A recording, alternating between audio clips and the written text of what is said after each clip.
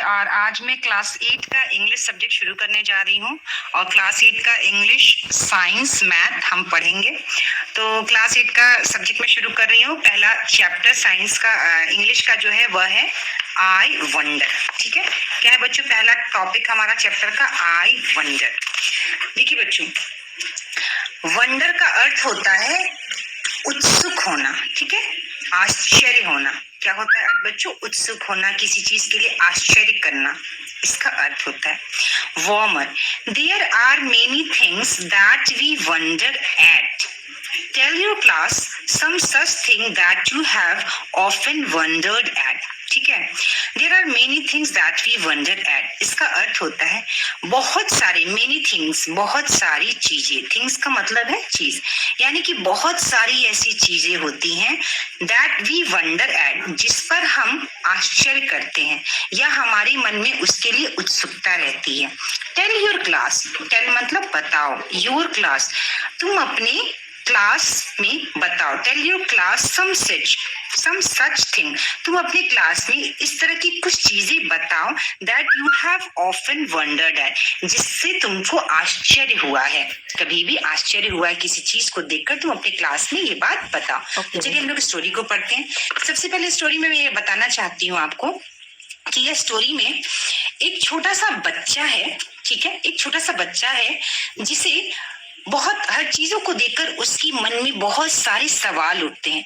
वो प्रकृति, जो प्रकृति है हमारी, जो हमारी प्रकृति आसपास, यानी पेड़ पौधे, हवा, ये चिड़िया, घोंसला, वो हर चीज को देखकर उसके मन में ढेरों सवाल उठते हैं। मतलब उसे काफी उत्सुकता होती है। जैसा कि आपको पता है बच्चों की, छोटे बच्चों को कितनी ज्यादा उत्सुकता होती है।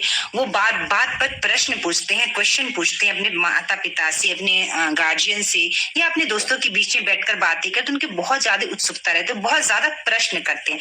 तो इस कविता में भी यह प्रश्न कर रहा है। देखिए यहाँ पे सारे क्वेश्चन मार्क लगे। क्वेश्चन मार्क का अर्थ होता है बच्चों, ये देखिए यहाँ पे क्वेश्चन मार्क है, यहाँ क्वेश्चन मार्क है, यहाँ पे भी क्वेश्चन मार्क है, यहाँ पे भी क्वेश्चन, मतलब वो प्रश्न पूछ रहा है और उसे उत्सुकता हो रही है, उसे आश्चर्य हो रहा है कि ऐसा क्यों है। तो चलिए हम लोग चैप्टर को शुरू करते हैं। सबसे पहले हम लोग पढ़ते हैं I wonder why the grass is green। सबसे पहले मैं एक बार इसको पढ़ लेती हूँ ताकि आपको इसका प्रोनाउंसिएशन का अर्थ होता है किस वर्ड को किस तरह से पढ़ा जाता है। ठीक है, I wonder why the grass is green and why the wind is never seen.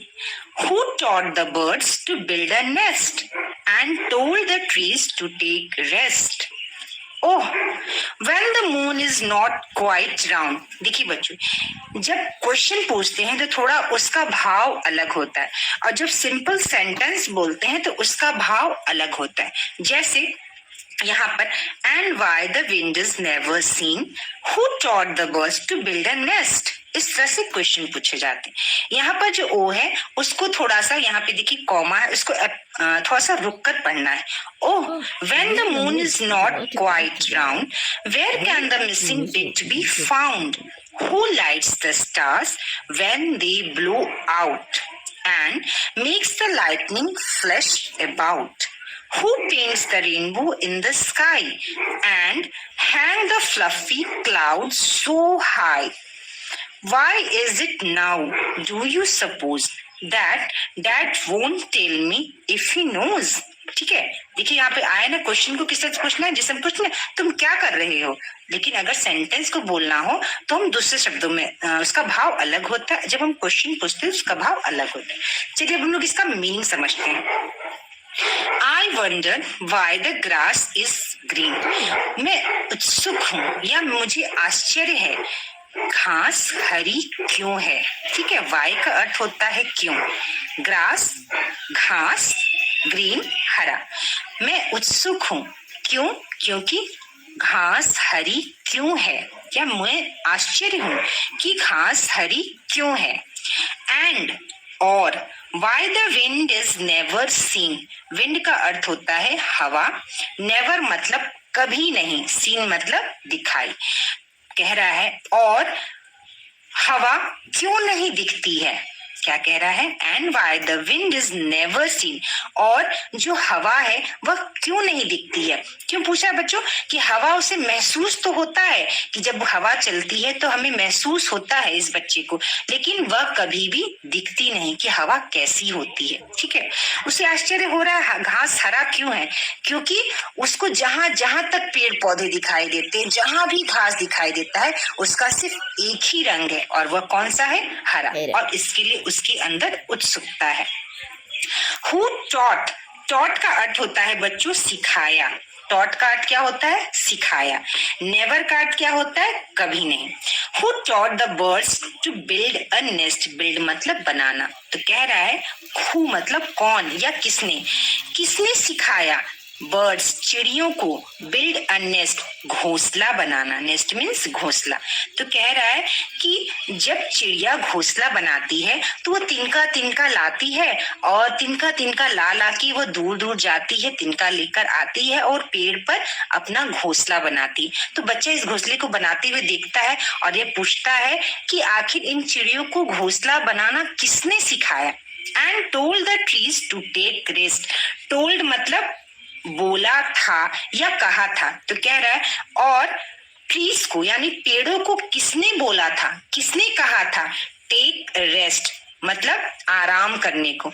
अब यहाँ पर ये पेड़ को आराम करना क्यों बोल रहा है बच्चों?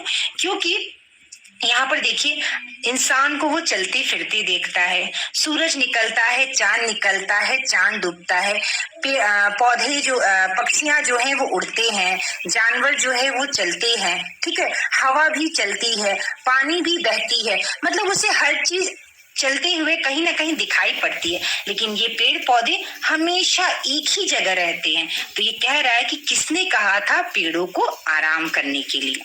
ओह, when the moon is not quite round, when मतलब जब, मून मतलब चंद्रमा, क्वाइट मतलब काफी, राउंड मतलब गोल, क्वाइट मतलब काफी। तो कह रहा है oh when the moon is not quite round, जब चंद्रमा पूरी तरह गोल होता है, ठीक है, नॉट गोल नहीं होता है, नॉट यहाँ पे क्या है? नॉट।